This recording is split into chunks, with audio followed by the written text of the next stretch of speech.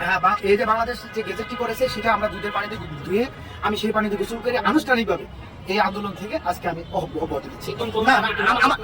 আমি অন্তত এই আন্দোলনের সাথে আর সম্পৃক্ত হতে চাচ্ছি না বা আনুষ্ঠানিকভাবে কোনো নেতৃত্ব দিতে চাচ্ছি না। অর্থাৎ 2023 সালে জানুয়ারি 3 তারিখে যে কমিটি গঠন হয় সেই কমিটির আহ্বায়ক হিসেবে আজ পর্যন্ত দায়িত্ব পালন করে গেছি। তো দায়িত্ব পালন করার অবস্থায় আমরা আন্দোলন লড়াই সংগ্রাম করতে গিয়ে নানা রকম প্রতিকূলতার সম্মুখীন জেল কেটেছে, মামলা শিকার হয়েছি।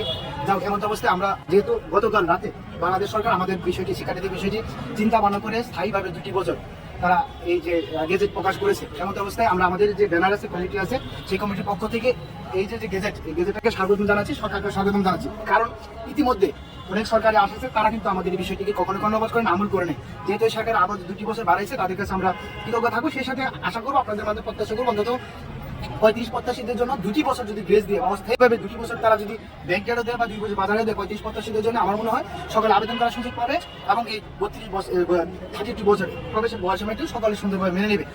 বা এই যে বাংলাদেশ যে গেজেটটি করেছে সেটা আমরা দুধের পানিতে ধুয়ে আমি সেই পানিতে গোসল করে আনুষ্ঠানিকভাবে এই আন্দোলন থেকে আজকে আমি অব্যাহতি নিচ্ছি। তারা মনে করে যে চাকরির প্রবেশের বয়স মেনে তাদের পক্ষে 32 বছর করায় তাদের নৈতিক যুক্তিকতা মনে করেছে বা রাজনৈতিক সিদ্ধান্ত মনে করেছে। এই মুহূর্তে আমরা রাজনৈতিক আন্দোলন করতে গিয়ে লড়াই সংগ্রাম করতে গিয়ে আমরা জীবন থেকে অর্থ সময় নানা প্রতিকূলতার সম্মুখীন হয়েছে। তেমন অবস্থা আমরা মনে করি বর্তমান যেহেতু একটা অনির্বাচিত সরকার তাদের পক্ষ থেকে যা দিয়েছে এটা আমরা আনুষ্ঠানিকভাবে মেনে নিলাম। পাশাপাশি